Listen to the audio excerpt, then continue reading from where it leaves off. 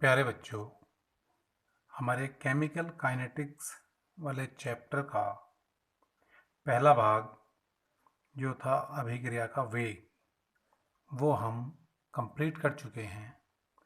आज हम इसका दूसरा पार्ट, जैसा कि मैंने परिभाषा में बताया था कि केमिकल काइनेटिक्स या रासायनिक बलगतिकी भौतिक रसायन की वह शाखा है जिसमें हम अभिक्रियाओं के वेग और उनको प्रभावित करने वाले कारकों का अध्ययन करते हैं।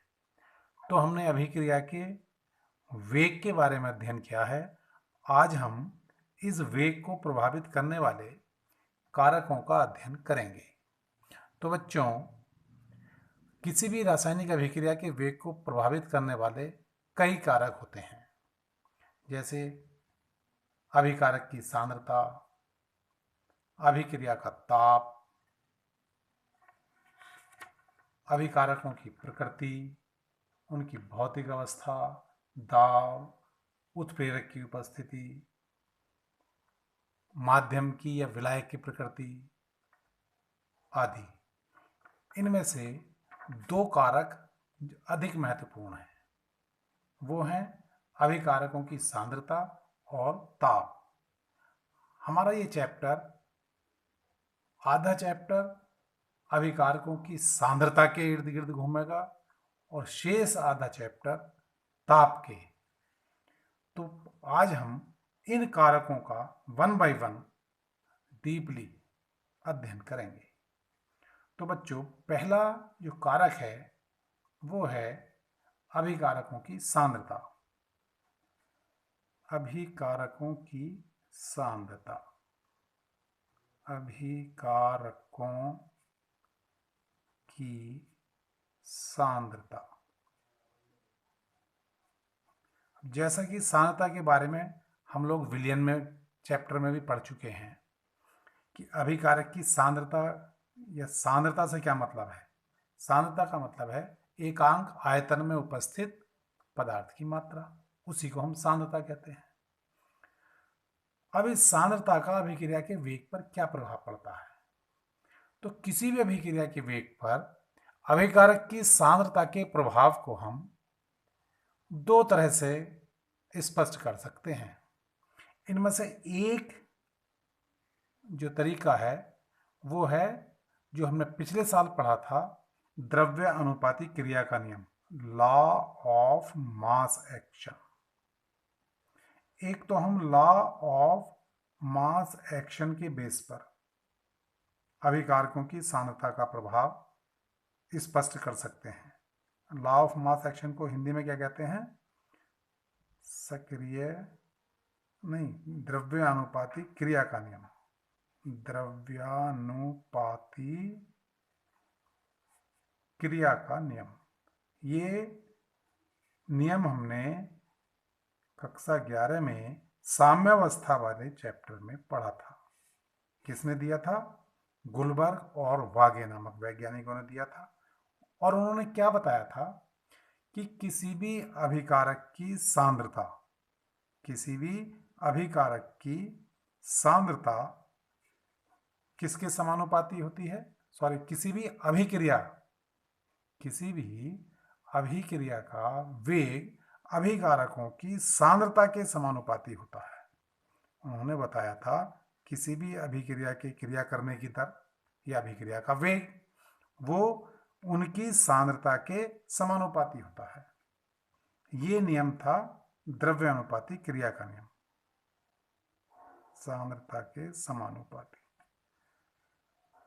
अब यहीं से हम अपने काम की चीज निकालेंगे।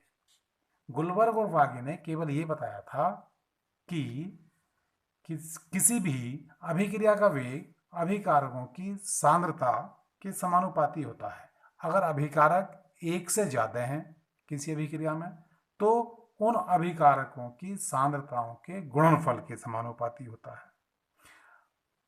अभिकारक की सांद्रता को उन्होंने एक्टिव मास, सक्रिय द्रव्यमान के रूप में या मोलर सांद्रता के रूप में व्यक्त किया था। आपको ध्यान हो तो हमने ऐसे बड़े ब्रैकेट के अंदर पदार्थ को लिखा था और इससे हम सक्रिय द्रव्यमान को दर्शा रहे थे। तो गुलबर्ग और बागी के नियमानुसार अभिक्रिया का वेग अभिकारक की सांद्रता पर निर्भर करता है। अब इससे हम ये बता सकते हैं, समानुपाती का मतलब है कि अगर सांद्रता में वृद्धि हो रही है तो वेग में भी वृद्धि होगी, सांद्रता में कमी होगी तो वेग में भी कमी होगी। अर्थात इससे हम क्या कंक्लूजन निकाल सकते हैं कि किसी भी अभिक्रिया में अभिकारकों की सांद्रता बढ़ाने पर अभिक्रिया का वेग बढ़ जाता है और सांद्रता घटाने पर अभिक्रिया का वेग घट जाता है, किंतु शून्य कोटि की अभिक्रियाओं पर ये लागू नहीं होता। अर्थात अभिकारकों के सांद्रण का कोई प्रभाव शून्य कोटि की अभिक्रिया पर नहीं पड़ता है। ठीक है। अच्छा, दूसरा जो तरीका है इसका, पहला तरीका तो सांद्रता स्पष्ट करने का था, लॉ ऑफ मास एक्शन। दूसरा है एक जो हम इसी चैप्टर में लास्ट में पढ़ेंगे, टक्कर सिद्धांत। टक्कर सिद्धांत, कोलिजन थ्योरी। कोलिजन थ्योरी क्या बताती है भाई? कोलिजन थ्योरी का मतलब है, इस सिद्धांत के अनुसार जो अभिक्रिया होती है उसमें दो चीज होती हैं, हमने पहले भी पढ़ा है, हम जानते हैं। एक होता है अभिकारक और एक होता है उत्पाद। अभिकारक रिएक्टेंट जो अभिक्रिया के दौरान प्रोडक्ट या उत्पाद में बदलता है। तो इन अभिकारी अणुओं के बीच आपस में टक्कर होती है, ये एक दूसरे से टकराते रहते हैं और टकरा कर ये काय में बदल जाते हैं? उत्पाद में। अर्थात किसी भी अभिक्रिया में अभिकारक का उत्पाद में बदलना टक्करों पर निर्भर करता है। ये टक्कर जितनी ज्यादा होंगी उतनी ही अभिक्रिया का वेग अधिक होगा। अब टक्कर अधिक कब होंगी? जब एकांक आयतन में अभिकारी अणुओं की संख्या अधिक होगी। जितनी संख्या अधिक होगी अभिकारी अणुओं की उतनी ही टक्कर अधिक होंगी। इसलिए इस सिद्धांत के आधार पर भी हम ये स्पष्ट कर सकते हैं कि सांद्रता बढ़ाने पर अणुओं की संख्या में वृद्धि होगी और अणुओं की संख्या में वृद्धि होने पर टक्करों की संख्या बढ़ेगी। टक्करों की संख्या बढ़ने पर अभिक्रिया का वेग बढ़ जाएगा, क्योंकि अभिक्रिया का वेग टक्करों की संख्या के समानुपाती होता है। इस तरह अभिकारक की सांद्रता अभिक्रिया के वेग को किस प्रकार प्रभावित करती है? अभिकारक की सांद्रता अभिक्रिया के वेग के समानुपाती होती है। यह हमने रिजल्ट इससे निकाला। जैसे जैसे हम अभिकारक की सांद्रता बढ़ाते जाएंगे तो अभिक्रिया का वेग भी बढ़ता जाएगा और जैसे जैसे सांद्रण घटाते जाएंगे अभिक्रिया का वेग घटता जाएगा। ये तो था हमारा पहला कारक, अभिकारकों की सांद्रता। दूसरा कारक आता है ताप का प्रभाव। सेकंड कारक है ताप या टेम्परेचर। ताप से क्या प्रभाव पड़ता है? अगर हम किसी अभिक्रिया का ताप बढ़ा देते हैं तो ताप बढ़ाने से, जैसा कि हमने अभी बताया था, जो अभिकारी अणु हैं उनकी टक्करों की संख्या बढ़ जाती है। अब टक्करों की संख्या क्यों बढ़ जाती है? क्योंकि ताप बढ़ाने से अभिकारी अणुओं की ऊर्जा बढ़ जाती है और जब ऊर्जा बढ़ जाएगी तो वो तीव्र वेग से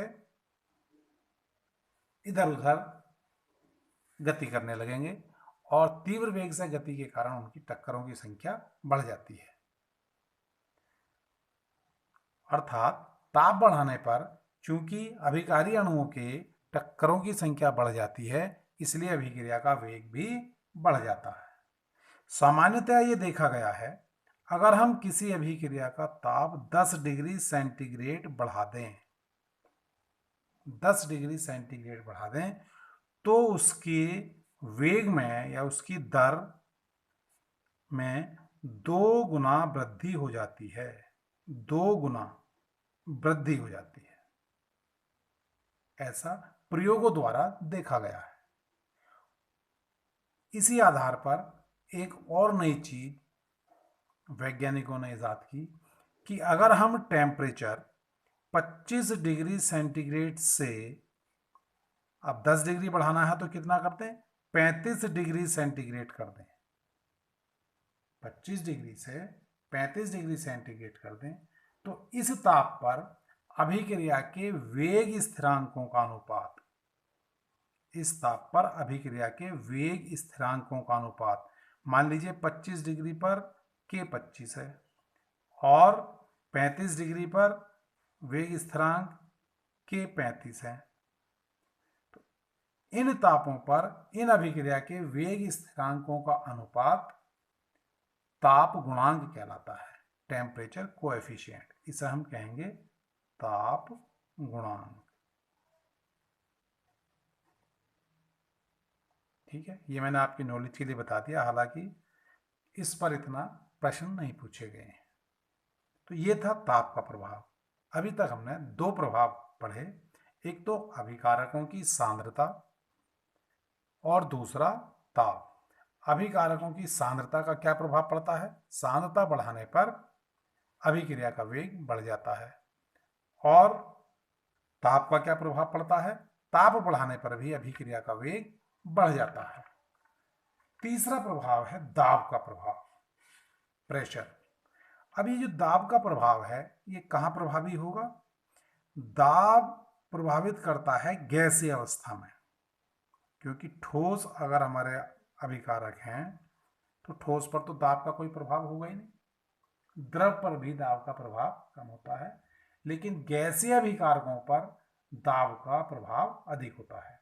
और वो प्रभाव क्या होता है, वो प्रभाव होता है कि अगर हम किसी गैसीय अभिक्रिया में अभिकारकों पर दाब बढ़ा दें, गैसीय अभिक्रिया में दाब बढ़ाने पर क्या हो जाएगा, आयतन कम हो जाएगा।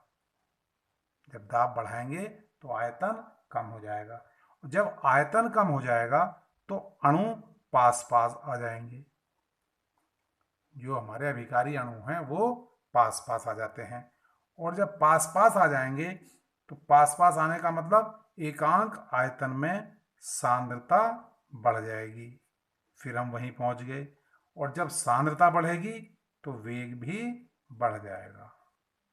अर्थात गैसीय अभिक्रिया में अभिकारकों पर दाब बढ़ाने पर अभिक्रिया के वेग में वृद्धि होती है, अभिक्रिया का वेग बढ़ जाता है। क्यों बढ़ जाता है, क्योंकि सांद्रता बढ़ जाती है, सांद्रता बढ़ने से प्रभावी टक्करों की संख्या बढ़ जाती है। ये जो मैं बार बार शब्द बोल रहा हूं, टक्कर, प्रभावी टक्कर, इस चीज को आप आगे कोलिजन थ्योरी में पढ़ेंगे, कई चीज उसमें नहीं मिलेंगी आपको। तो ये था दाब का प्रभाव। नेक्स्ट जो प्रभाव है वो है भौतिक अवस्था का प्रभाव, अभिकारक की फिजिकल स्टेट क्या है, वो कैसा प्रभावित करेगी। देखिए बच्चों, अभिकारक या पदार्थ तीन अवस्थाओं में पाया जाता है, सॉलिड, लिक्विड और गैस, ठोस, द्रव और गैस अवस्था में। हम जानते हैं गैस अवस्था में ऊर्जा, अणुओं की ऊर्जा अधिक होती है, जब ऊर्जा अधिक होती है तो उनमें टक्करों की संख्या भी अधिक होगी, इसलिए गैस अवस्था में वेग सबसे अधिक होता है, फिर द्रव अवस्था में होता है और फिर ठोस अवस्था में होता है। यहीं ये चीज भी क्लियर कर लें कि अगर हमारे पास कोई विषमांगी तंत्र है, विषमांगी तंत्र मतलब जिसमें अभिकारी जो पदार्थ हैं वो भिन्न भिन्न भौतिक अवस्थाओं में उपस्थित हों, कोई द्रव हो कोई ठोस हो, तो ऐसी स्थिति में अगर कोई ठोस अभिकारक है तो उसका जितना पृष्ठीय क्षेत्रफल अधिक होगा, अभिकारी अणुओं की जो टक्कर मारने की क्षमता है या टक्करों की संख्या है वो उतनी ही अधिक होगी, जिससे अभिक्रिया का वेग बढ़ जाता है। अर्थात पृष्ठीय क्षेत्रफल का क्या मतलब है, मान लीजिए हमारे पास कोई ठोस पदार्थ, उदाहरण के लिए ले लें, मान लीजिए आपके पास है नमक। नमक दो रूपों में आता है, एक तो डेले के रूप में आता है, ऐसी ऐसी डेली बिना पिसा हुआ नमक, इतनी बड़ी डेली, और एक इसको पीसकर टाटा साल्ट और ये ऐसे नमक, ये हम इसको बारीक रूप में पाउडर के रूप में यूज करते हैं। ये इसका ठोस रूप है और ये इसके ठोस रूप का पिसा हुआ या इसे कहेंगे सूक्ष्म विभाजित रूप है। इन दोनों अवस्थाओं में अगर हम अभिकारक को यूज करेंगे तो अभिक्रिया का वेग प्रभावित हो जाता है। अब वो प्रभावित कैसे होगा, इसे हम अपने व्यवहारिक उदाहरण से समझें। मान लीजिए मैंने आपको नमक का ये इतना मोटा डेली एक दे दी और आपसे कहा इसको अपने मुंह में जीभ पर रखो और बताओ कैसा महसूस हो रहा। आप इसको आराम से रख लेंगे, एक डेली को इतनी मोटी, और ये नमकीन लगेगा। अब मैंने इसको पीस कर पाउडर फॉर्म में दिया, अब कहा अब इसको अपनी जीभ पे रखो, तो कौन सी अवस्था में आपको नमकीन स्वाद अधिक महसूस होगा? ऑब्वियसली इस वाली में, पिसी हुई अवस्था में। ऐसा क्यों हुआ? क्योंकि इस नमक के डेले का पृष्ठीय क्षेत्रफल कम था, इसका पृष्ठीय क्षेत्रफल अधिक था। पृष्ठीय क्षेत्रफल अधिक होने के कारण इसमें क्रियाकारी अणुओं की संख्या अधिक थी। इसमें देखिए एक ही अणु है यो, या इसके किनारों पर लगा लो 4-6 अणु होंगे, जबकि यहाँ हर एक क्रिस्टल इसका एक अणु है, तो यहाँ अभिकारी अणुओं की संख्या अधिक थी। अब जितनी अभिकारी अणुओं की संख्या अधिक होती है उतनी सांद्रता अधिक होती है। तो हम कह सकते हैं कि किसी ठोस पदार्थ को सूक्ष्म विभाजित या चूर्ण बनाने पर उसकी सांद्रता, अणुओं की सांद्रता बढ़ जाती है। अब ये सांद्रता बढ़ने से प्रभावी टक्करों की संख्या बढ़ गई, प्रभावी टक्करों की संख्या बढ़ने से वेग भी बढ़ जाता है।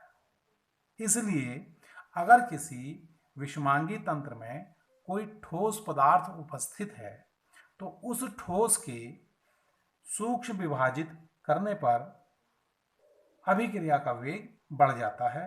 कारण है कि सूक्ष्म विभाजित करने पर उसका पृष्ठीय क्षेत्रफल अधिक हो जाता है, जिससे अभिकारी अणुओं की सांद्रता बढ़ जाती है, और अभिकारी अणुओं की सांद्रता बढ़ने से प्रभावी टक्करों की संख्या बढ़ जाती है, इसलिए अभिक्रिया का वेग बढ़ जाता है। पांचवा जो फैक्टर है वो है उत्प्रेरक का प्रभाव। उत्प्रेरक आप लोग पिछली कक्षाओं में भी पढ़ के आ रहे हैं,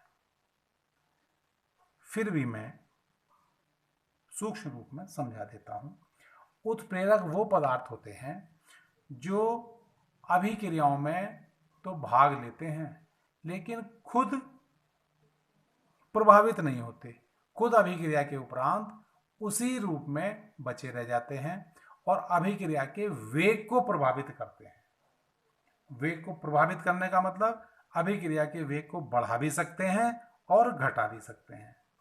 जो पदार्थ अपने आप बिना प्रभावित हुए अभिक्रिया के वेग को बढ़ा देते हैं उन्हें धनात्मक उत्प्रेरक, और जो घटा देते हैं उन्हें ऋणात्मक उत्प्रेरक कहते हैं।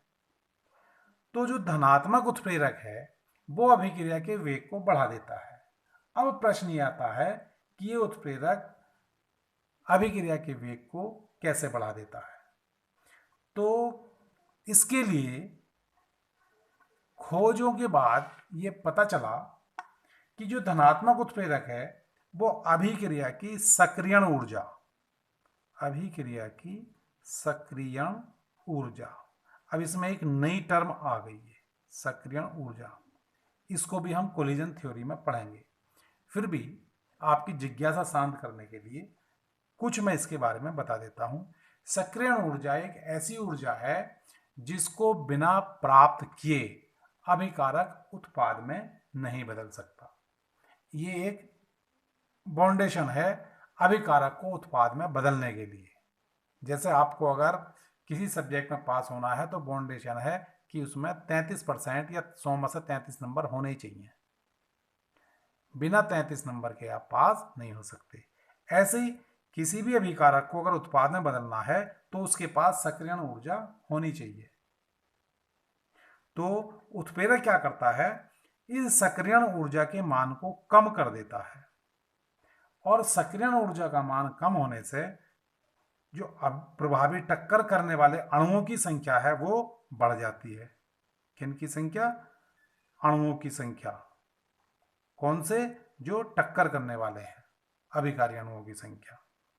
प्रभावी टक्कर करने वाले अभिकारी अणुओं की संख्या बढ़ जाती है, और ऐसे अणुओं की संख्या बढ़ने से अभिक्रिया का वेग भी बढ़ जाता है। सक्रियण ऊर्जा को कम करने से अभिकारी अणुओं की संख्या या टक्करों की संख्या बढ़ जाती है। क्यों बढ़ जाती है? फिर इसको समझिए। मान लीजिए हमारी क्लास में 20 बच्चे हैं, और 20 में से मान लीजिए 15 के तो 33% आ गए, अर्थात वो तो अभिक्रिया में जाने के योग्य हैं, 15 बच्चे तो। लेकिन जो 5 बच्चे हैं उनके किसी के तो 30 हैं, किसी के 31 हैं, किसी के 32 हैं, अर्थात उनकी ऊर्जा थोड़ी कम है, उनका पासिंग मार्क्स है वो थोड़ा नीचे है। यदि विद्यालय ऐसी व्यवस्था कर दे कि पासिंग मार्क्स को 33 की जगह 25 पे ले आए, 33 की जगह अगर आप पासिंग मार्क्स परसेंटेज 25 हो, 25% वाला बच्चा पास है, ऐसा कोई नियम निकल गया, तो ये सब भी पास हो गए। तो ये जो 25 करी हमने, ये क्या करा? ये 33 से 25 करने का मतलब हमने सक्रियण ऊर्जा को कम कर दिया। इसी को हम इसमें पढ़ रहे हैं। उत्प्रेरक क्या काम करता है? इस 33 को 25 पे ले आता है, अर्थात सक्रियण ऊर्जा का मान कम कर देता है। और जब सक्रियण ऊर्जा का मान कम हो जाता है तो अभिकारी अणुओं की संख्या जो प्रभावी टक्कर करेंगे वो बढ़ जाती है, और उसके बढ़ने से अभिक्रिया का वेग भी बढ़ जाता है। ये था उत्प्रेरक का प्रभाव। जबकि ऋणात्मक उत्प्रेरक इसका उल्टा काम करेगा। अगर मान लीजिए हमें क्लास में कुछ बच्चों को रोकना है, हम चाह रहे हैं यार बच्चे तो सारे पास हो गए, 20 बच्चे थे, 20 के 20 अपने आप पास हो रहे हैं, और हमें अचंदर मचंदर 2-4 बच्चे थे वो ज़्यादा कमज़ोर थे, उन्हें रोकना था। तो हम क्या करें इसके लिए? भाई 33 वाले पास नहीं होंगे, जिनके 100 में से 40 हैं वो पास होंगे। अब अचंदर मचंदर जो आ रहे थे वो 34, 35, 36 पे थे, तो वो बाहर हो जाएंगे। इसी तरह जो ऋणात्मक उत्प्रेरक है वो सक्रियण ऊर्जा के मान को बढ़ा देता है।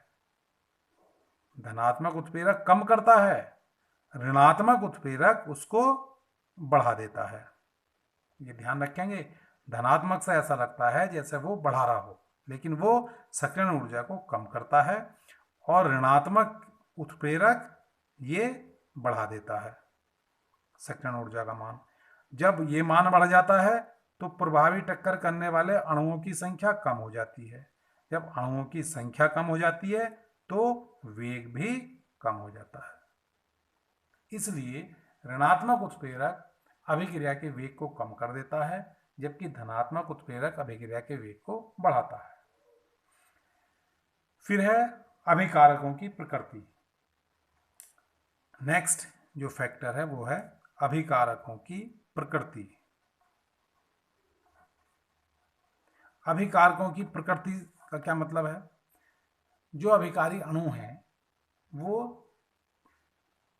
दो तरह के होंगे। एक तो वो जो जिनके परमाणु आपस में रासायनिक बंधों द्वारा एक दूसरे से बंधे होंगे, अर्थात जिनके बीच बॉन्ड पाए जाएंगे। और दूसरे वो होते हैं जो आयनिक होंगे, जो आपस में बंध से नहीं जुड़े होंगे, उनके आवेश एक दूसरे को आकर्षित किए हुए होंगे। तो अगर अभिकारक हमारे पास ध्रुवीय है, ध्रुवीय मतलब आयनिक, आयनिक है, तो आयनिक होने पर आयनिक अभिकारक है अगर हमारे पास, तो उसकी अभिक्रिया का वेग अधिक होगा। ये हमने चैप्टर के शुरू में ही पढ़ा था।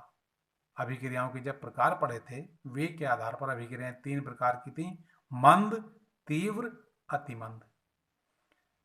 तो तीव्र अभिक्रियाएं कौन सी थी? जो में अभिकारक आयनिक थे, जो आयनों के बीच हो रही थी।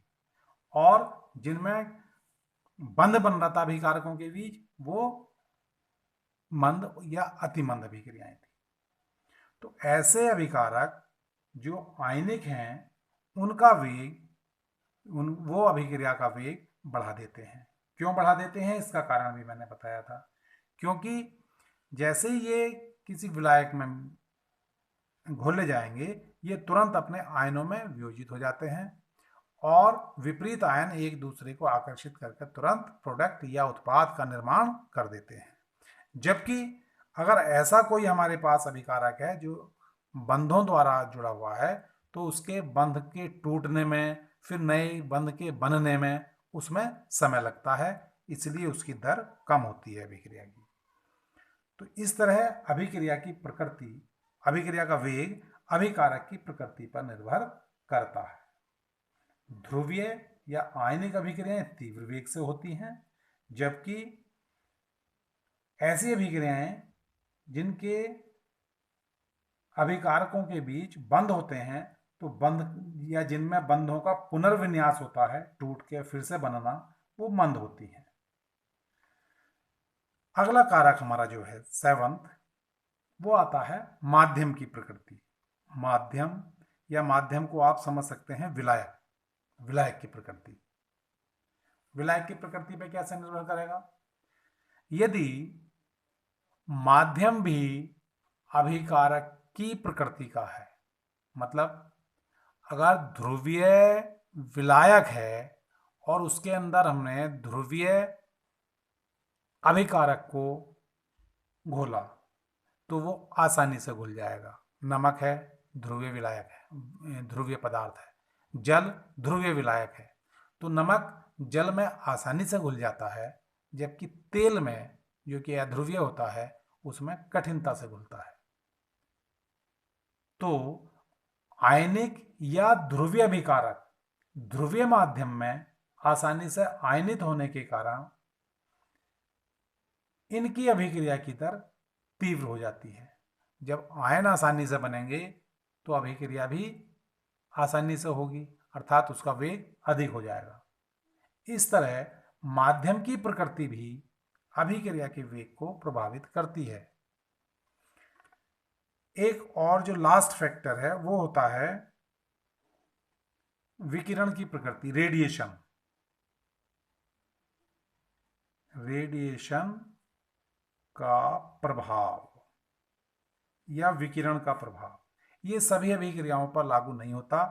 कुछ अभिक्रियाएं ऐसी होती हैं जो मंद गति से होती हैं, लेकिन यदि उन पर कुछ विशेष विकिरण डाल दी जाए या विशेष विकिरण की उपस्थिति कर दी जाए, तो उनका वेग बढ़ जाता है। जैसे अगर हम हाइड्रोजन और क्लोरीन की अभिक्रिया कराकर HCl बनाना चाह रहे हैं, हाइड्रोजन क्लोराइड गैस, ये भी गैस है, ये भी गैस है और ये भी गैस फॉर्म में।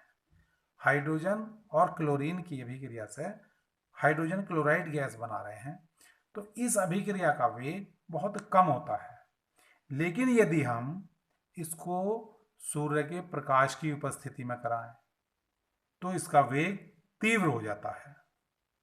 क्यों? क्योंकि सूर्य के प्रकाश में जो फोटोन है, इन्हें हम h से प्रदर्शित करते हैं, ये अभिक्रिया इन फोटोन से ऊर्जा लेकर, एनर्जी लेकर अपने वेग को बढ़ा देती है। तो ऐसी कुछ ही अभिक्रियाएं होती हैं, जिनमें से एक उदाहरण H2 और Cl2, हाइड्रोजन और क्लोरीन का संयोग करके हाइड्रोजन क्लोराइड का निर्माण है। तो इस तरह विकिरण या रेडिएशन भी अभिक्रिया के वेग को प्रभावित करते हैं। तो ये कुछ फैक्टर थे जो अभिक्रिया के वेग को प्रभावित करते हैं। आशा है आपको समझ में आ गए होंगे। इसके बाद जो इम्पोर्टेंट टॉपिक है हमारा इस चैप्टर का, वो है वेग नियम या दर व्यंजक। वेग नियम, नेक्स्ट टॉपिक हमारा आता है वेग नियम, और इसी का दूसरा नाम है दर व्यंजक। व्यंजक, व्यंजन नहीं है, व्यंजक। इसको अक्सर आप रेट लॉ के नाम से जानते हैं। पेपर में काफी पूछा जाता है। कोई अभिक्रिया दे दी और या अभिक्रियाओं की मोलर सांद्रताएं दे दी, उनके आधार पर आपसे पूछेगा कि इसका रेट लॉ क्या होगा। समझें क्या होता है। तो रेट लॉ या वेग नियम वास्तव में एक ऐसा व्यंजक है, एक ऐसा गणितीय व्यंजक है जो अभिकारकों की मोलर सांद्रता पर अभिक्रिया के वेग का की प्रायोगिक निर्भरता को प्रदर्शित करता है।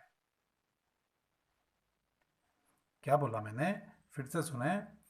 वह गणितीय व्यंजक जो अभिकारकों की मोलर सांद्रता पर अभिक्रिया की दर या अभिक्रिया के वेग की प्रायोगिक निर्भरता को दर्शाता है, उसे हम वेग नियम या दर व्यंजक कहते हैं। इसका क्या मतलब है समझिए। पहली चीज, जो वेग नियम है यो हम अभिक्रिया को देखकर नहीं बता सकते। किसी भी अभिक्रिया का वेग नियम या वेग समीकरण हम अभिक्रिया को देखकर नहीं लिख सकते, ये प्रयोगों पर आधारित होता है। एक चीज तो ये है। जैसे मान लीजिए कोई अभिक्रिया है, उदाहरण से समझें आप, Na प्लस इसके अणु ले लें Mb, और ये कोई भी प्रोडक्ट बना रहेगा, कोई उत्पाद इससे बन रहा है, कोई उत्पाद इससे बन रहा है।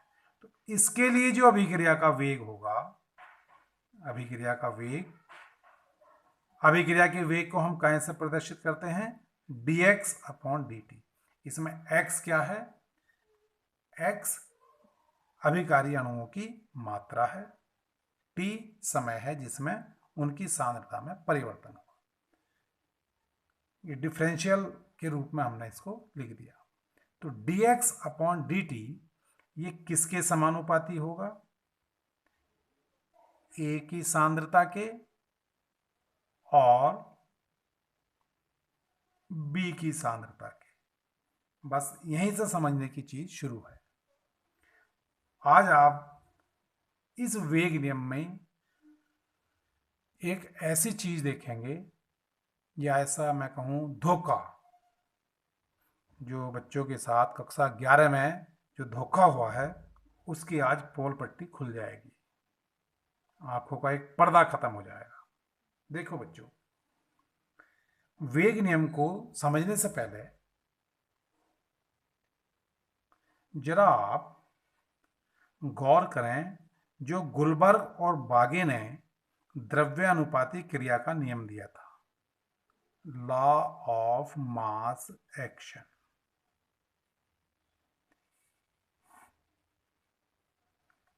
द्रव्यानुपाती क्रिया के नियम में उन्होंने क्या बताया था कि अगर कोई अभिक्रिया हमारे पास है Na plus Mb is equals to product,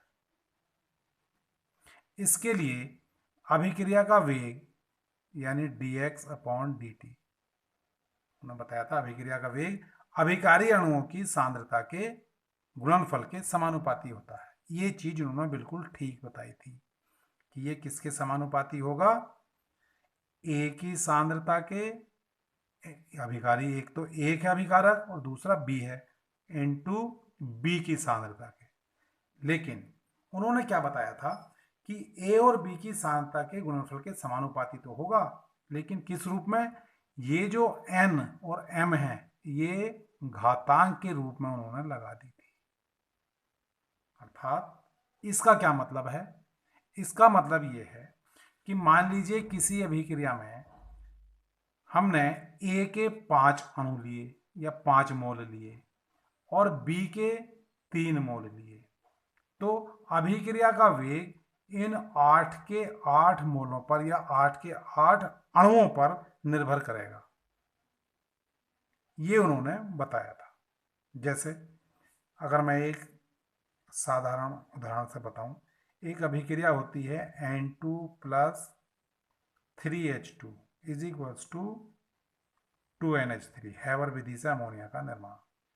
अगर हम इस अभिक्रिया पर द्रव्यानुपाती क्रिया का नियम लगाएं तो अभिक्रिया का वेग जो होगा वो N2 के सक्रिय द्रव्यमान की घात 1 और गुणा H2 के सक्रिय द्रव्यमान की घात 3, अर्थात इस अभिक्रिया का वेग N2 के 1 अणु और H2 के 3 अणु यानी 4 के 4 अणुओं पर निर्भर करेगा। ठीक है। अच्छा, जरा आप सोच के देखें, क्या जरूरी है कि अभिक्रिया में H2 के तीनों अणु उत्पाद में बदल रहे हों, या N2 का एक अणु है कि पूरे का पूरा उत्पाद में बदल रहे हो? ऐसा तो संभव नहीं है। कोई जरूरी नहीं है कि कक्षा में अगर 10 बालक हैं तो 10 के 10 पास हो ही जाएं, ऐसी कोई बाउंडेशन नहीं है। इसलिए ये जो लॉ ऑफ मास एक्शन है ये गलत सिद्ध हो गया, फेल हो गया। यही मैं बताना चाह रहा था। कक्षा 11 में जो हमने अब तक ये पढ़ा था, लॉ ऑफ मास एक्शन की अभिक्रिया की दर अभिकारी अणुओं की सांद्रता के समानुपाती होती है, ये तो ठीक था, लेकिन सांद्रता की दर अणुओं की संख्या से टीप के यहाँ लिख दें, ये चीज उन्होंने गलत करी थी। उन्होंने केवल कागज पर लिख के थ्योरेटिकल समझा दी थी, लैब में जाने की जहमत नहीं उठाई थी। बाद में जब रेट लॉ एक्सप्रेशन आया, जब वेग नियम दिया गया, तो वैज्ञानिकों ने अध्ययन करके देखा कि ऐसा नहीं होता कि अभिक्रिया में जितने अणु हैं वो पूरे के पूरे उत्पाद में बदल जाएं, अर्थात उनकी सांद्रता पर, अभिकारक की सांद्रता पर ये वाली जो घात हमने यहां से उठा कर चिपका दी थी, यो विधि गलत है। उन्होंने क्या बताया कि इस अभिक्रिया के लिए जो अभिक्रिया का वेग है वो किसके समानुपाती होगा? A की पावर x और B की पावर y। कुछ भी ले सकते हो, यहाँ MN AB कुछ भी ले सकते हो, कहीं किताबों में स्मॉल a स्मॉल b मिलेगा, कोई भी वेरिएबल ले सकते हैं, ये केवल प्रदर्शन मात्र है। तो x और y पर निर्भर करेगा, ना कि n और m पर। अब ये x और y क्या है? ये x और y प्रयोगों द्वारा निर्धारित किए जाते हैं। इसके लिए हम लैब में जाके प्रयोग करके देखते हैं कि A की सांद्रता की कितने घात लगाई जाए कि अभिक्रिया का वेग हमारी अभिक्रिया के वेग के बराबर हो जाए। ये हम लैब में जाकर प्रयोगों द्वारा इनका अध्ययन करते हैं। ये हो सकता है कि इन x और y के मान कोइंसिडेंटली, अचानक, इन n और m के मान के बराबर हो जाएं।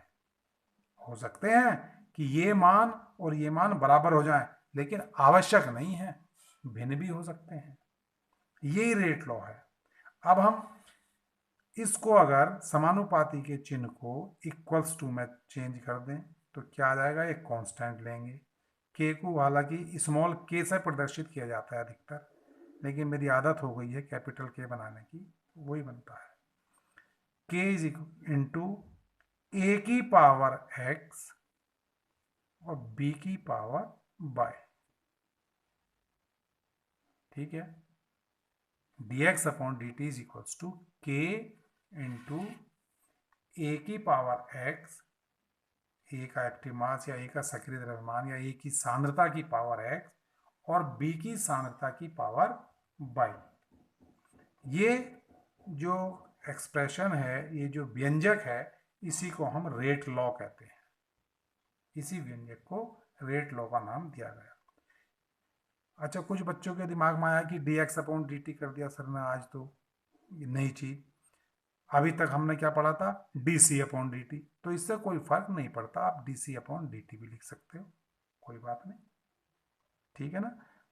सेंस ये है कि अभिकारक के सांद्रता बटे उस सांद्रता को परिवर्तित होने में लगा समय, अर्थात अभिक्रिया का वेग, अभिक्रिया की दर, ये हम इससे प्रदर्शित कर रहे हैं। तो ये रेट लॉ हुआ। अब आपके मन में ये जिज्ञासा उठी होगी कि हम इन x और y का मान करेंगे कैसे ज्ञात प्रयोगों द्वारा। इसे मैं आपको एक व्यवहारिक उदाहरण से समझाता हूं। मान लीजिए आपको बुखार आया। क्या आ गया? बुखार आ गया भाई। कोरोना वाला बुखार नहीं, सामान्य बुखार। आप डॉक्टर के पास दवाई लेने गए। डॉक्टर ने एक लाल गोली दी, लाल गोली, एक पीली गोली दी थी। पैरासीटामोल या कोई भी गोली हो, आप तो रंग समझो। एक लाल दी, एक पीली दी।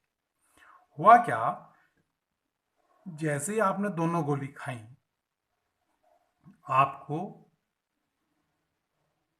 दर्द होना शुरू हो गया। आपको क्या होना शुरू हो गया? दर्द। या दर्द क्या, आप समझे कि गर्मी होनी शुरू हो गई पेट में। ये बहुत शिकायत मिलती है, दवाई खाते ही पेट में गर्मी होने लगेगी। आपको पेट में गर्मी होनी शुरू हो गई। अब आप ये जानना चाहते हैं कि जो पेट की गर्मी है वो लाल गोली की वजह से हुई या पीली गोली की वजह से हुई। कैसे पता करेंगे? इसके लिए ये करना होगा कि जब इस डोज का असर कम हो जाए, समाप्त हो जाए, अगली डोज का जब समय आए, तो आप एक गोली को छोड़ दोगे। आप अब केवल लाल वाली गोली खा रहे हैं। आपने लाल गोली खाई और आपने देखा कोई असर नहीं हुआ, बिल्कुल ठीक रही स्थिति, पेट में कोई गर्मी नहीं। अगली डोज पर आपने केवल पीली गोली खाई और पीली गोली खाते ही आपने देखा बहुत तेज पेट में गर्मी होने लगी। इसका मतलब अब आपने पहचान लिया कि गर्मी का कारण कौन सी है, ये पीली वाली गोली है। का कारण ये पीली वाली गोली है। इसी तरह हम इसी सिद्धांत का उपयोग करके अपनी अभिक्रियाओं के लिए रेट लॉ का भी अध्ययन कर सकते हैं, रेट लॉ डिफाइन कर सकते हैं, इन x और y की मात्रा ज्ञात कर सकते हैं। कैसे? अगर हमें a और b की सांद्रता की घात पता करनी है कि a के जो सांद्रता है वो अभिक्रिया की दर को, अभिक्रिया के रेट को कैसे प्रभावित कर रही है और बी की कैसे कर रही है, तो हम क्या करेंगे? देखिए, इधर हमने ए और बी, अब हम प्रयोग कर रहे हैं लैब में। ये ए की मात्रा है, ये बी की मात्रा है, और यहां है अभिक्रिया का वेग। हमने क्या किया, इनिशियल कंसंट्रेशन या प्रारंभिक मात्रा ए की ली 1 मोल, 1 मोल ली, और इसका भी हमने 1 मोल लिया। दोनों का 1 मोल लेने पर मान लीजिए हमारा वेग आया v। सपोज वेग, हम अभिक्रिया का वेग v आया। अब हमने क्या किया कि a की सांद्रता दुगनी कर दी, 2 कर दी, b की सांद्रता उतनी ही रहने दी, 1 मोल। हमने देखा कि वेग जो हमारे अभिक्रिया का है वो 2 गुना हो गया। ये तो 2 गुना हो गया। तो इस प्रयोग से हमें क्या पता लगा कि अभिक्रिया का जो वेग है dx/dt यू बराबर k इंटू ए के घात कितने के बराबर हो गया? इसे दुगुना करने से ये भी दुगुना हो रहा है, तो इसका मतलब इसकी घात 1 है। सांद्रता 2 कर देंगे तो वेग भी दुगना हो रहा है, इसका मतलब a की घात 1 है, अर्थात x की वैल्यू क्या आ गई? 1 आ गई। अब हमने आगे प्रयोग करा। आगे प्रयोग हमने ये किया, अब हमने a के तो 1 ही मोल लिया, अब b के 2 मोल कर दिए, यानी b की सांद्रता डबल कर दी। अब हमने अभिक्रिया का वेग देखा। वेग पे क्या प्रभाव पड़ रहा है कि अभिक्रिया का वेग 4 गुना हो गया। अभिक्रिया का वेग कितना हो गया? 4 गुना। इसके 1 से ये v था, 2 करने पर ये 4 हो गया। इसका मतलब अभिक्रिया का जो वेग है इसके वर्ग के बराबर हो गया। अगर हम 2 की घात क्या लगा दें कि 4 बन जाए, 2 लगा दें, तो इसका मतलब जो b था अभिकारक, उस b की घात क्या चढ़ा देंगे, 2। अर्थात यो अपनी सांद्रता के द्विघात के समानुपाती है, डबल है इसकी घात। समझ में आई बात? इस तरह हम एक एक को स्थिर करके, एक एक अभिकारक की सांद्रता को स्थिर करके, पहले हमने इनकी सांद्रता स्थिर करी, ए का निकाल लिया, फिर ए की सांद्रता स्थिर करी तो बी का निकाल लिया। बी के किस घात पे यो निर्भर करेगा। इस तरह हम अभिक्रिया के वेग की सहायता से या इन सांद्रताओं की सहायता से x और y की वैल्यू निकाल लेते हैं। तो इसमें y की वैल्यू आ गई थी 2। इस तरह हमने x और y की वैल्यू ज्ञात कर ली। आगे मैं लेक्चर के लास्ट में आपको इस तरह का एक रेट लॉ पर कैसे निकालते हैं एक समझाऊंगा न्यूमेरिकल। अभी जरा पहले थ्योरेटिकल पार्ट हम पूरा कर लें। तो रेट लॉ क्या आ जाता है, dx upon dt is equals to k a की पावर x और b की पावर y।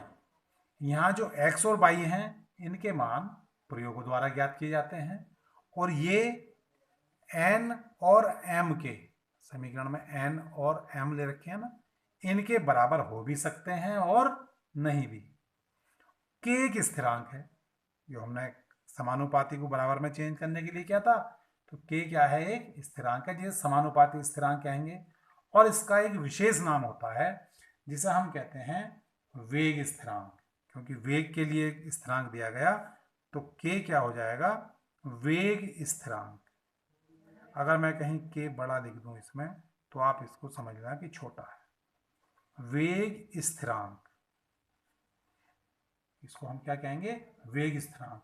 और भी इसके नाम हैं, वेग गुणांक या विशिष्ट दर स्थिरांक या विशिष्ट अभिक्रिया वेग। ये सब इस k के ही नाम हैं। अलग अलग नामों से अलग अलग किताबों में आपको इसका वर्णन मिलेगा। ये हो गया हमारा रेट लॉ। अब आगे एक काम की चीज जो अक्सर बोर्ड में पूछी जाती है कि वेग स्थिरांक का मात्रक, जो यो रेट कांस्टेंट है, रेट कांस्टेंट क्यों कौन सा है, k, इसका मात्रक क्या है, यूनिट। ये कैसे ज्ञात करेंगे, देखो अभी हमारे पास समीकरण आई dx अपॉन dt, ये क्या है, वेग है, is equals to k into a की पावर x और b की पावर y।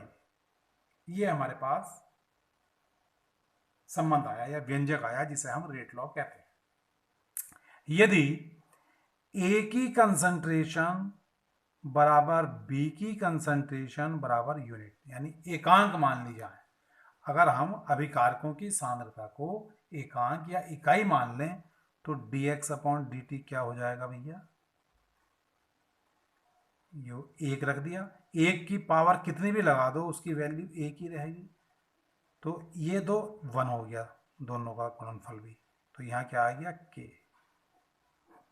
इसी से हम इसकी परिभाषा बना देंगे क्या, लेकिन ये सब प्रोसीजर कहाँ पर करा हमने, स्थिर ताप पर, ताप चेंज नहीं करने के। तो क्या परिभाषा आ जाएगी, स्थिर ताप पर वेग स्थिरांक अभिक्रिया के उस वेग के बराबर होता है जो अभिकारक की सांद्रता एकांक लेने पर प्राप्त होता है। भाई अब जो k है किसके बराबर हो गया, अभिक्रिया के वेग के। तो k या वेग स्थिरांक वो वेग है जो अभिकारकों की सांद्रता 1 लेने पर उत्पन्न होता है। ये इसकी परिभाषा हो गई।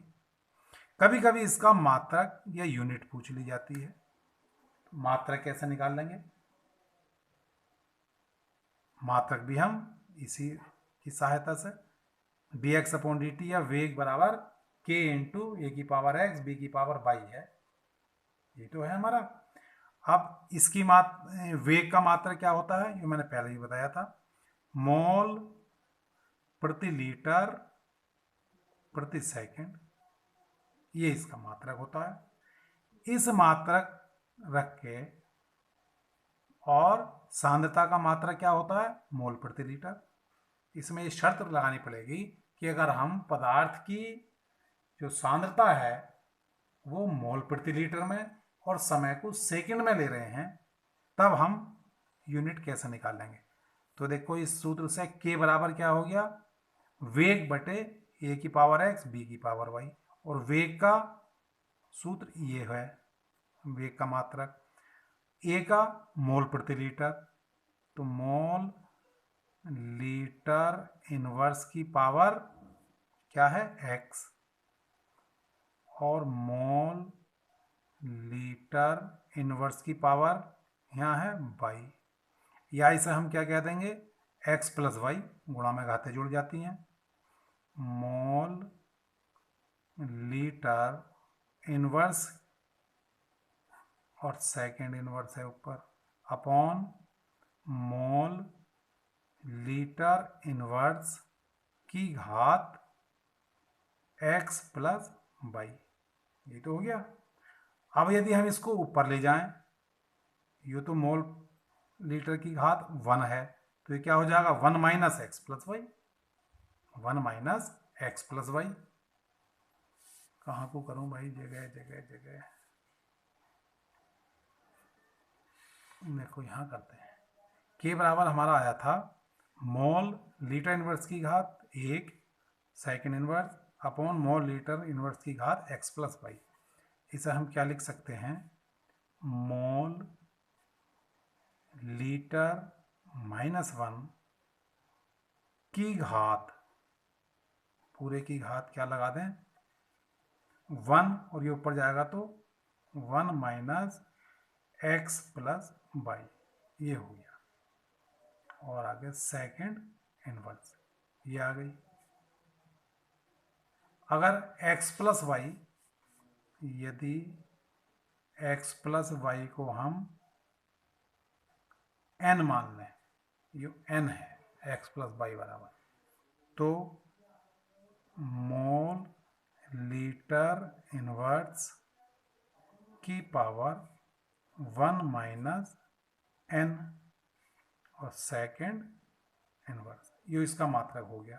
कुल मिलाकर हमने ये देखा कि जो k है वेग स्थिरांक, इसका मात्रक x और y की मात्रा पर, या n की, x और y का टोटल n है, इस n को हम ऑर्डर ऑफ रिएक्शन या अभिक्रिया की कोटि कहते हैं। ये कोटि को प्रदर्शित करता है, जो हम इससे अगला टॉपिक हमारा कोटि है उसमें पढ़ेंगे। तो ये कोटि पर निर्भर करता है कि अभिक्रिया की कोटि क्या है, इसका मात्रक उससे निकाला जाएगा। और अगर हम ये शॉर्ट में लिखना चाहें तो देखो, मोल की घात 1 माइनस एन, और लीटर की घात, ये भी माइनस है, ये भी माइनस है, तो यहाँ 1 माइनस का हो जाएगा एन प्लस का, तो इसे हम क्या लिख देंगे, एन माइनस 1, और सेकेंड की घात तो माइनस 1 ही रहेगी। ये इसका मात्रक का शॉर्ट ट्रिक हो गई। अब आप केवल ये ध्यान रखेंगे, अगर हमें k का मात्रक निकालना है तो मोल बटे लीटर और इसकी घात 1 माइनस एन और सेकेंड इनवर्स। इस शॉर्ट ट्रिक से हम किसी भी ऑर्डर के लिए किसी भी अभिक्रिया के वेग स्थिरांक का मात्रक ज्ञात कर सकते हैं। एन इसमें क्या है, ये ऑर्डर है या कोटि, अभिक्रिया की कोटि है, ये हुआ हमारा मात्रक। हाँ, चलते चलते एक चीज और बता दूं, अगर अभिक्रिया गैस के लिए है, गैसीय अभिक्रिया के लिए है, तो वहां हम मोल प्रति लीटर की जगह क्या यूज करेंगे, वायुमंडल। तब k क्या हो जाएगा, वायुमंडल या एटमॉस्फेयर की घात, बाकी सब कुछ हुई 1 माइनस एन और सेकेंड की घात -1, n order of the reaction, इससे हम पता कर लेंगे। कभी कभी परीक्षा में पूछ लिया जाता है कि जो वेग स्थिरांक है उसके लक्षण। तो वेग स्थिरांक के लक्षण अब आप बता ही देंगे। पहला लक्षण तो ये है कि जो dx अपॉन dt है, dx अपॉन dt यानी अभिक्रिया का वेग, वो k के समानुपाती हो गया, क्योंकि k तो समानुपाती स्थिरांक है ही, इसके समानुपाती होता है। पहली चीज तो यही आई कि अभिक्रिया का वेग अभिक्रिया के वेग स्थिरांक के समानुपाती होता है। अगर अभिक्रिया का वेग बढ़ेगा तो वेग स्थिरांक का मान भी बढ़ेगा, वेग स्थिरांक का मान बढ़ा तो अभिक्रिया का वेग बढ़ा। दूसरी चीज, किसी भी निश्चित ताप पर k का मान स्थिर होता है।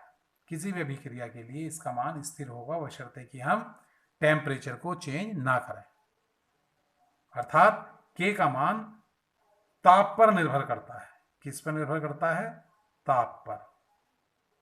तीसरा, k का मान प्रारंभिक सांद्रताओं पर, अभिकारक की प्रारंभिक सांद्रताओं पर निर्भर नहीं करता, बल्कि यह केवल उन सांद्रताओं पर निर्भर करता है जो अभिक्रिया में जिन अभिकारकों की सांद्रताएं चेंज हो रही हैं।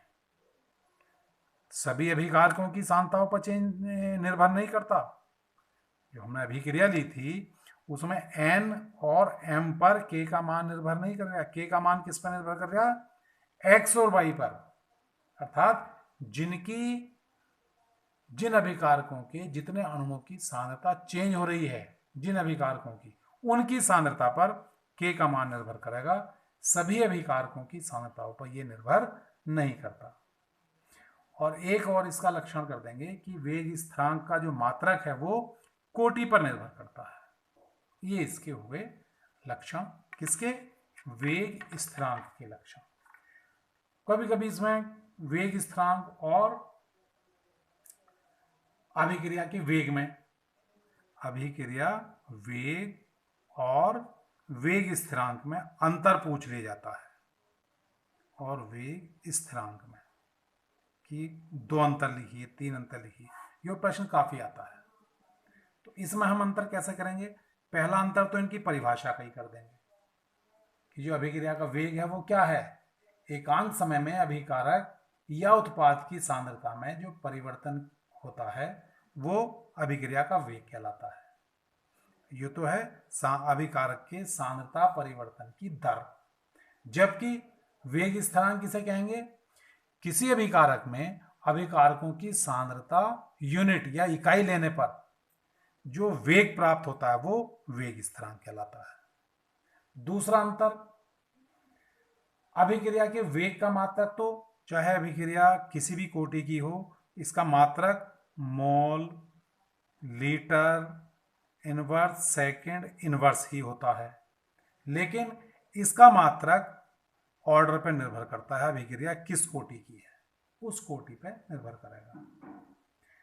नेक्स्ट इसका जो अंतर है कि अभिक्रिया का वेग, जैसे जैसे अभिक्रिया आगे बढ़ेगी तो उसकी दर या उसका वेग कम होता जाएगा। समय के साथ साथ अभिक्रिया का वेग घटता है, जबकि इस पर वेग का कोई प्रभाव नहीं पड़ता। स्थिर ताप पे ये किसी भी अभिक्रिया के लिए वेग स्थिरांक का मान स्थिर ही रहता है। ताप बढ़ाने पर ये भी बढ़ती है, ये भी बढ़ती है। ये कुछ अंतर पूछ लिए जाते हैं अभिक्रिया वेग में और वेग स्थिरांक में। अब मैंने जो आपसे वायदा करा था कि मैं लास्ट में ऑर्डर समझाने के लिए एक आपको न्यूमेरिकल के तौर पर समझाऊंगा, तो उसका समय आ गया है। देखिए भैया, एक मैं प्रश्न की सहायता से आपको वेग नियम लिखने की विधि बता रहा हूं। इसमें दिया है कि निम्नलिखित आंकड़ों के आधार पर अभिक्रिया 2NO + O2 = 2NO2 के लिए वेग नियम लिखिए। वेग समीकरण हमें इसमें लिखनी है। आंकड़े दिए हैं, आंकड़े के प्रयोग का डाटा दिया है, NO की सांद्रता, O2 की सांद्रता और वेग दिया है। ये सांद्रताएं हैं 0.2, 0.4, 0.2, 0.4, ये इसकी सांद्रताएं हैं और ये वेग है। इसकी सहायता से हमें वेग नियम ज्ञात करना है। अब वेग नियम लिखने के लिए इस अभिक्रिया के लिए हम मान लेंगे, मान लीजिए वेग नियम। अब dx अपॉन dt को बार बार ना लिख के हम इसे स्मॉल r से दर्शा देंगे वेग को। r is equals to k into N O की पावर x O2 की पावर y। ये हमारा कोई नियम है। अब हमें इसमें x और y की वैल्यू निकालनी है और वो वैल्यू रख दें तो हमारा वेग नियम पूर्ण हो जाएगा। अब इन x और y की वैल्यू हमें किससे निकालनी है? आंकड़ों के आधार पर जो हमें आंकड़े दिए गए थे। उन आंकड़ों में जो हमें 4 रीडिंग दी गई, पहले हम उनसे इसके आधार पर अलग अलग वेग समीकरणें बनाएंगे। पहले आंकड़े में क्या दिया गया था कि NO का 0.2 है सांद्रता, इसकी भी 0.2 है और इसका 0.075 वेग है। तो इसके आधार पर हम समीकरण क्या बना देंगे? वेग R की जगह 0.075 रख दिया, NO की जगह 0.2 रख दिया, O2 की जगह भी 0.2 रख दिया, जो हमें आंकड़ों में दे रखी थी, और हमारा ये समीकरण बन गई। ऐसे दूसरे डाटा से हमारी ये समीकरण बनी, तीसरे से ये और चौथे से ये बन गई। अब हमें चूंकि x और y की वैल्यू निकालनी है तो हम क्या करें? ऐसी समीकरण चुनें जिसमें से किसी एक की वैल्यू स्थिर हो। जैसे समीकरण 1 और 2, एक में बाई जो बी हमारा जो ऑक्सीजन है उसकी सांद्रता भी 0.2 है और दूसरे वाले डाटा में भी 0.2 है, तो ऑक्सीजन की सांद्रता स्थिर है, जबकि NO की सांद्रता 0.2 से 0.4 हो रही है। वेग 0.075 से 0.3 हो रहा है। अगर हम समीकरण 2 को समीकरण 1 से भाग दे दें, जैसा कि मैंने यहाँ किया है, तो क्या आएगा? 0.3 बटे 0.075,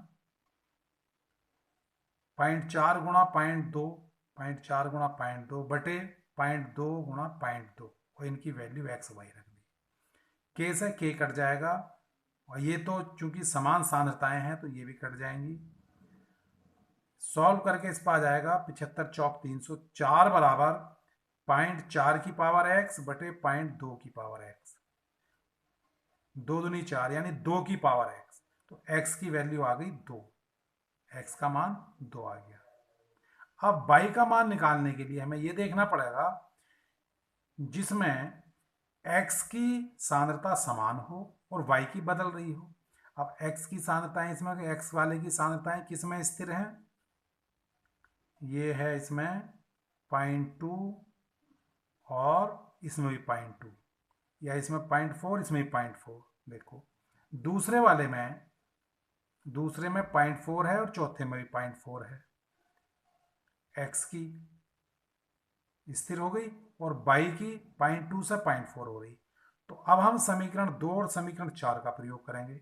4 को 2 से भाग कर दें तो 0.6 बटे 0.3 बराबर 0.4 गुणा 0.4 बटे 0.4 गुणा 0.2, ये लिख दिया हमने।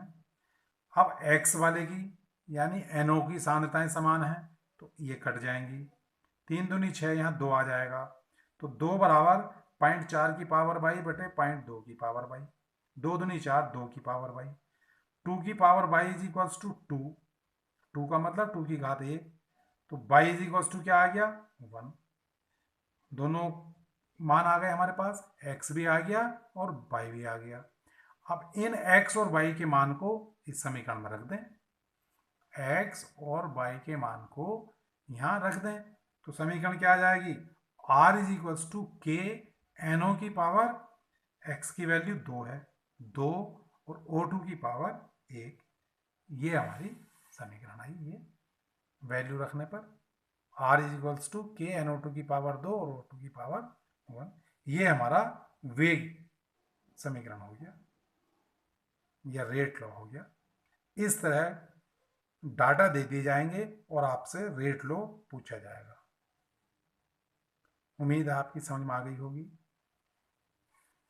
ध्यान रखेंगे कि रेट लॉ निकालने के लिए, जैसे मैंने बताया था लाल और पीली गोली, तो एक बार हम लाल गोली को छोड़ दें, देखिए फिर से समझिए, इस वाले के NO की सांद्रता को हमने x से प्रदर्शित करा है, x घात से। O2 की सांद्रता को y से प्रदर्शित करा है। ये लाल गोली है, ये पीली गोली है। अगर हमें x का मान ज्ञात करना है तो हम वो डाटा उठाएं इसमें से जिसमें y की वैल्यू अर्थात O2 की सांद्रता स्थिर हो। अगर हमें ये पता करना है कि NO की सांद्रता परिवर्तन से अभिक्रिया का वेग किस प्रकार प्रभावित हो रहा, तो हम ऐसा डाटा उठाएं जिसमें NO की सांद्रता बदल रही हो लेकिन O2 की सांद्रता स्थिर हो। ऐसा डाटा कौन सा है? O2 की सांद्रता पहले और दूसरे में स्थिर है। पहला दूसरा उठा सकते हो, तीसरा चौथा उठा सकते हो, कोई सा एक उठा लें, इसमें भी स्थिर है। ठीक है, तो हमने ये वाला डाटा चुन लिया, इन दो को, ये तो स्थिर हो गई। अब इसको स्थिर पर उंगली रख लो, छोड़ो। अब ये देखो जो NO है वो 0.2 से 0.4 यानी दुगना करने पर वेग कितना हो रहा? 0.075 से 0.30 यानी 4 गुना। अर्थात NO की सांद्रता दुगनी करने पर वेग 4 गुना हो रहा। तो इसका मतलब x की वैल्यू कितनी आई? वेग बराबर NO की घात x, तो 4 बराबर ये हो रहा है दुगना, 2 की घात कितने? 2। तो इस तरह हमारी NO की घात आ जाती है 2, यानी x की जो वैल्यू है वो 2 आ गई। अब y की वैल्यू ज्ञात करने के लिए ऐसा आंकड़े ढूंढें जिसमें NO की सांद्रता स्थिर हो। ऐसी सांद्रता पहली या तीसरी है या दूसरी या चौथी है। हमने दूसरी और चौथी को चुन लिया, इसे भूल जाओ। अब दूसरे और चौथे आंकड़े में ये है 0.2 से 0.4 हो रही O2 की सांद्रता, यानी O2 की सांद्रता दुगनी करने पर वेग 0.3 से 0.6 यानी दुगना हो रहा। जब सांद्रता दुगनी कर रहे हैं, वेग भी दुगना हो रहा है, तो जो वेग है या सांद्रता की घात है वो कितनी हो गई? वेग बराबर सांद्रता की पावर, 2 बराबर 2 की पावर कितना? 2 की हम कितनी पावर लगा दें कि 2 ही आ जाए? तो 1। तो इस तरह हम y की वैल्यू निकाल लेते हैं, वो आ गई 1। अब उम्मीद है कि आपको समझ में आ गया होगा। आज के लिए इतना ही पर्याप्त है। तो आज हमने क्या क्या पढ़ा? एक तो वेग को प्रभावित करने वाले कारक पढ़ लिए हमने, वेग के कारक। दूसरी चीज हमने क्या पढ़ी? रेट लॉ पढ़ लिया। फिर क्या पढ़ा हमने? रेट कांस्टेंट पढ़ा, वेलोसिटी कांस्टेंट या रेट कांस्टेंट, वेग स्थिरांक, रेट कांस्टेंट पढ़ लिया। इसका मात्रक पढ़ा और अभिक्रिया के वेग और वेग स्थिरांक में अंतर, वेग स्थिरांक के लक्षण और वेग अभिक्रिया का जो ऑर्डर है, सॉरी ऑर्डर तो अगले वीडियो में मैं आपको समझाऊंगा। एक हमने पढ़ लिया इनका अंतर, और एक चीज पढ़ी हमने कि रेट लॉ निकालने के लिए हम डाटा का प्रयोग कैसे करेंगे, x और y की वैल्यू कैसे निकालेंगे।